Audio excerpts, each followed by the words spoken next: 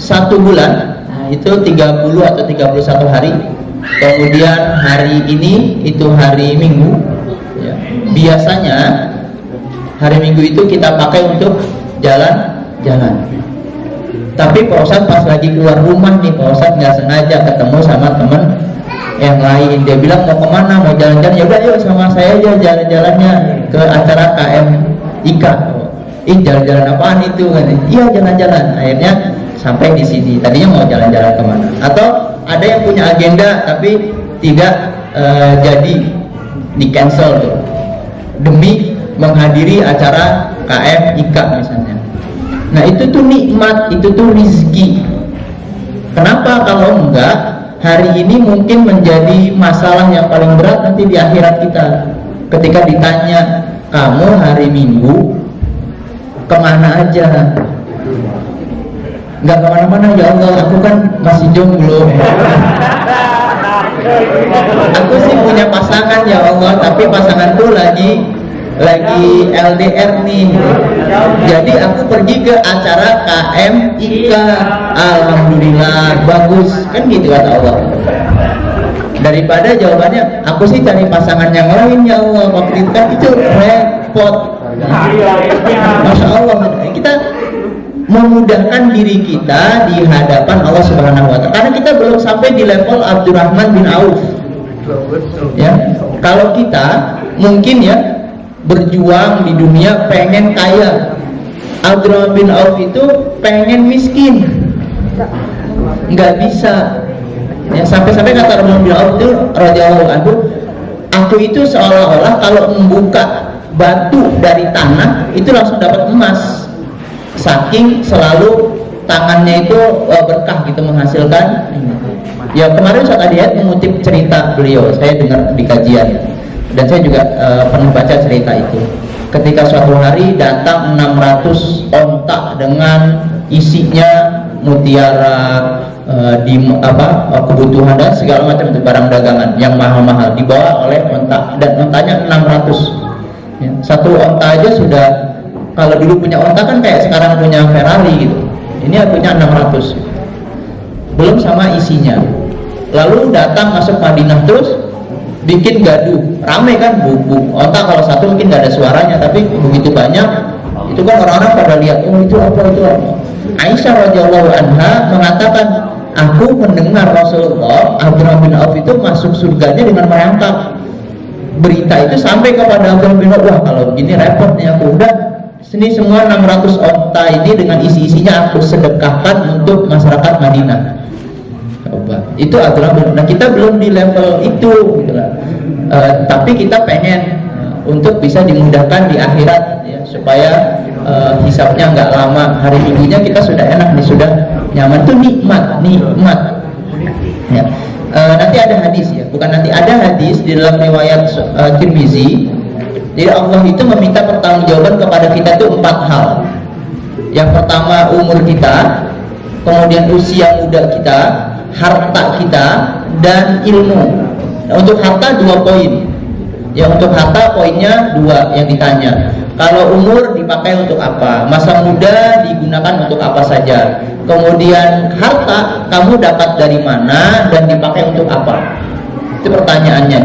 Yang kedua ilmu itu pertanyaannya, apa yang sudah kamu amalkan dengan ilmu yang kamu dapat.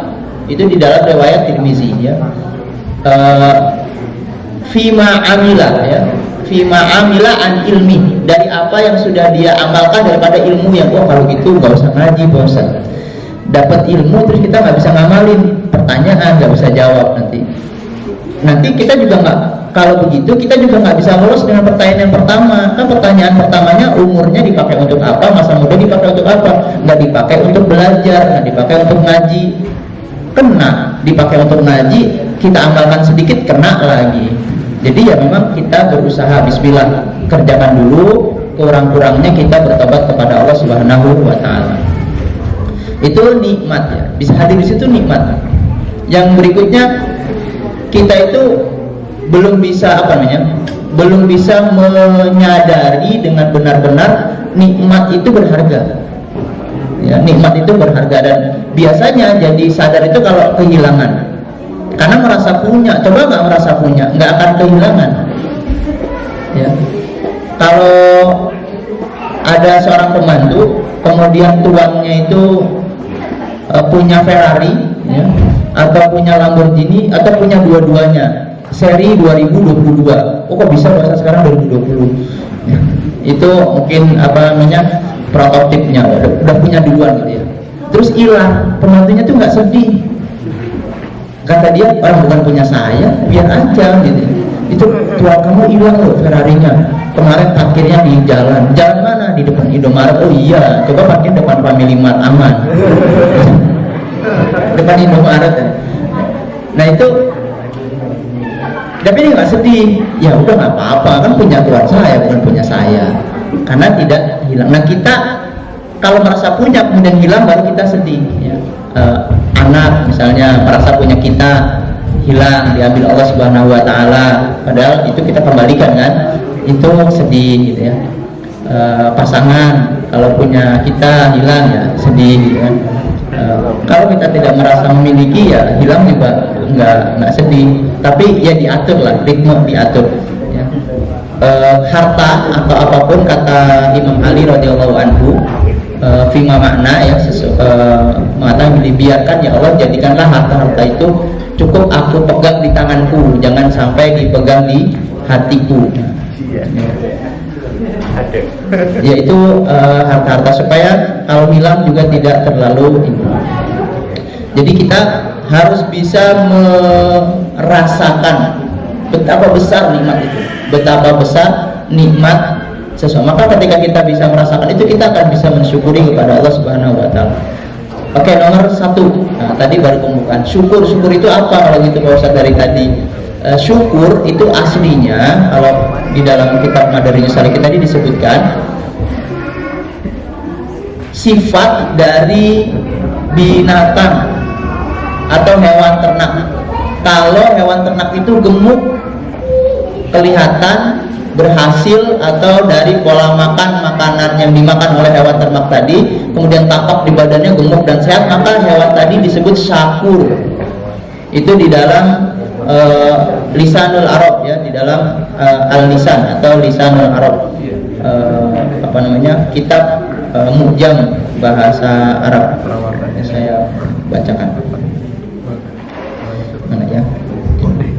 Ya, wa aslu asyukru fi wad'il lisan, kalimat asyukru, syukur ya, di dalam al-lisan itu duhuru asarul gida ya. Tampaknya bekas makanan atau tampaknya apa yang dimakan, fi abdanil hayawan duhuron bayinan, di badan hewan ternak tadi dengan tampak yang jelas. Jadi kalau kita melihat sapi apa yang benar besar itu, istilahnya ya di Indonesia sapi limosin gitu kan, itu gemuk besar. Nah itu sapi itu dikatakan syakur karena gemuk dan besar akibat makanannya. Itu aslinya seperti itu. Lalu ditempatkan menjadi syukur terhadap nikmat ya. Ya, syukur terhadap nikmat ya.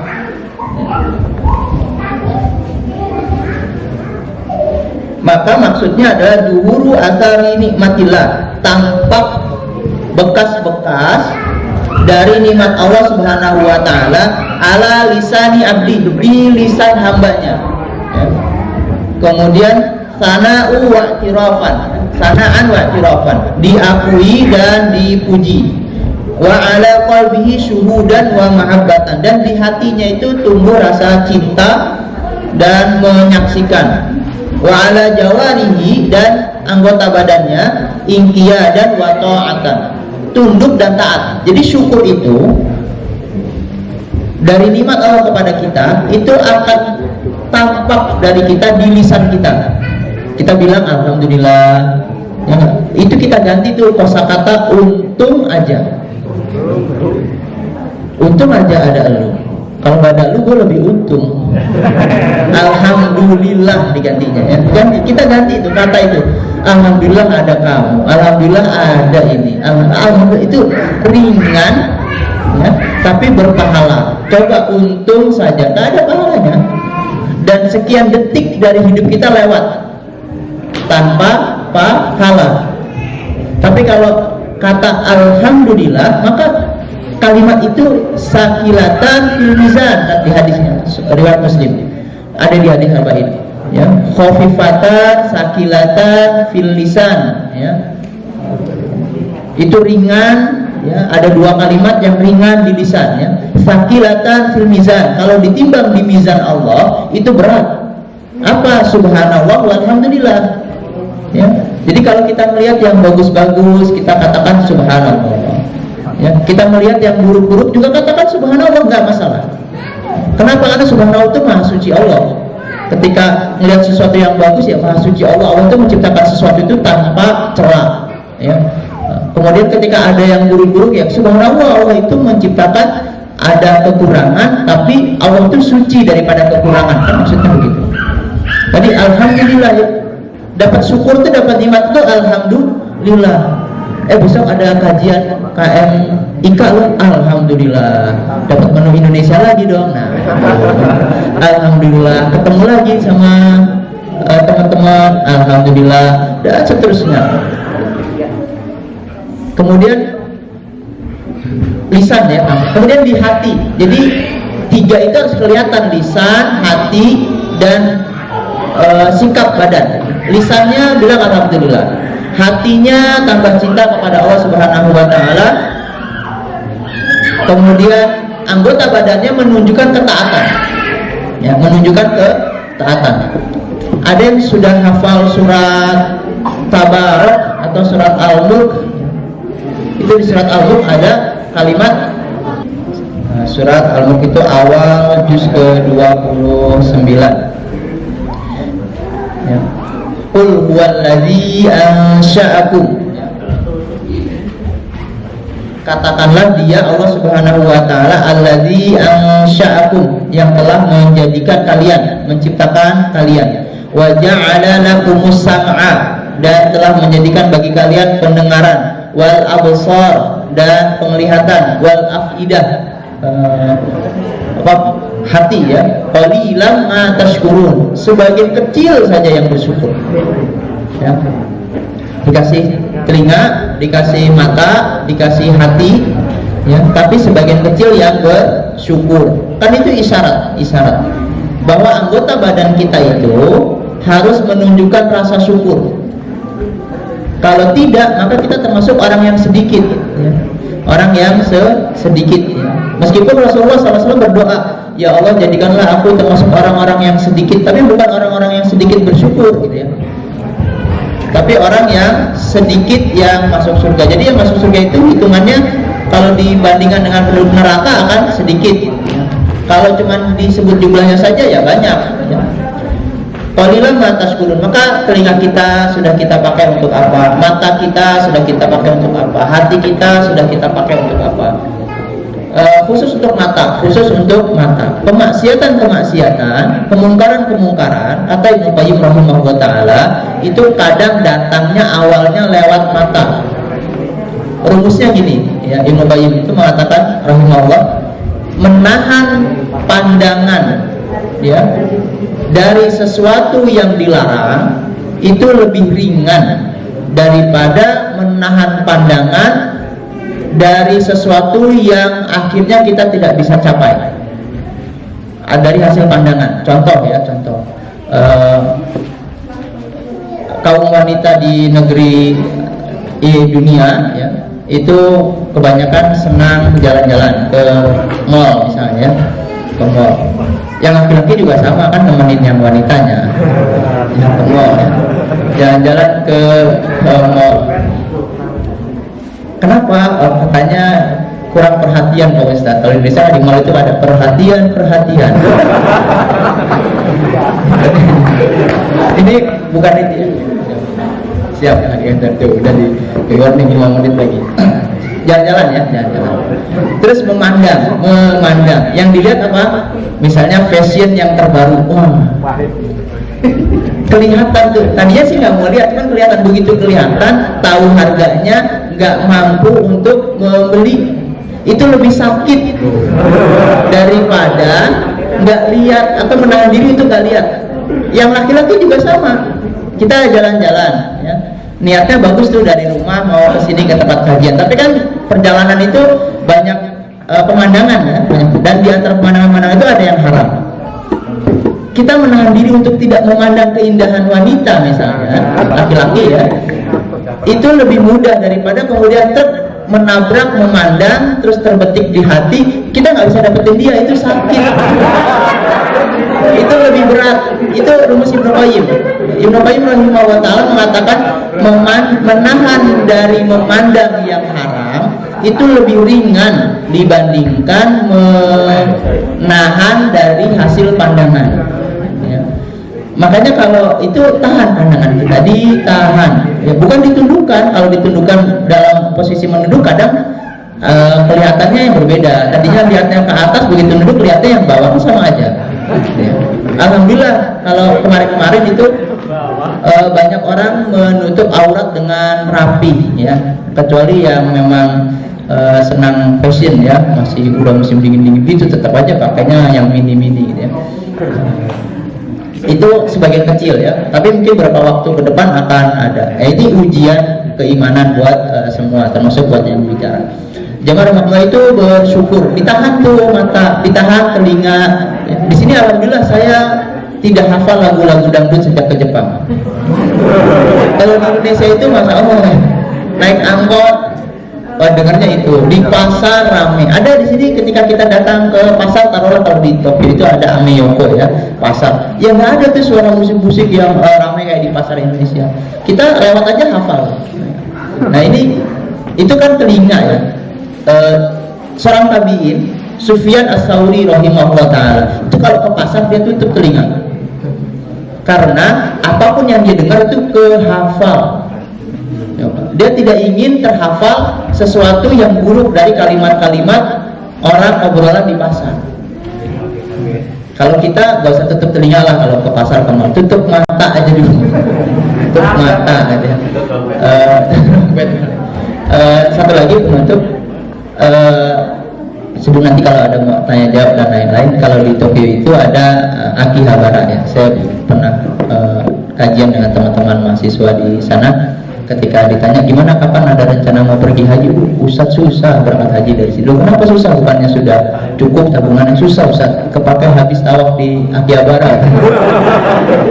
Itu masalah ya, elektronik dan lain-lain.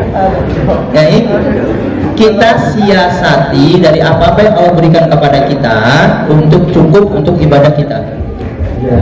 Terakhir, kalau tadi terakhir, kita ingin dicintai oleh Rasulullah SAW. Ya. Rasulullah mengatakan kepada Muaz bin Jabal, ya Muaz, inilah uhibbuk. Ya Muaz, benar-benar aku tuh cinta kepadamu. Muaz laki-laki, Rasulullah laki-laki. Kita mau nggak mengatakan gitu ke teman kita? Ya, wahai temanku, aku tuh benar-benar cinta kepada kamu. Laki-laki ke laki-laki. Atau manggil ke temannya Irwan misalnya, Irwan, aku tuh benar-benar cinta kepadamu Irwan. Wow. Apa maksudnya ini? Tapi Rasulullah begitu mengatakan, ya Muaz, aku benar-benar cinta kepadamu. Ini kalimat cinta di Indonesia mengalami peyorasi, penyempitan mana? Lalu apa kata Rasulullah? Ya Muaz, jangan engkau tinggalkan setiap akhir sholat untuk berdoa 3. Allahumma a'inni ala dzikrik wa syukrik wa husni ibadatik. Itu gampang. Allahumma a'inni ala syukrik wa dzikrik wa husni ibadatik. Ya Allah, tolonglah aku untuk bisa bersyukur, tolonglah aku untuk bisa ingat kepadamu ya Allah, tolonglah aku untuk bisa beribadah kepadamu dengan sebaik-baik ibadah. Itu pesan Rasul kepada Muaz. Nah kita kalau ingin dicintai Rasulullah ya kita membiasakan berdoa tentang itu. Semoga kita bisa menjadi hamba-hamba Allah yang bersyukur ya. Itu saja sebagai pembuka. Silakan ke agenda berikutnya. Afwan mini barakallahu fikum. Assalamualaikum.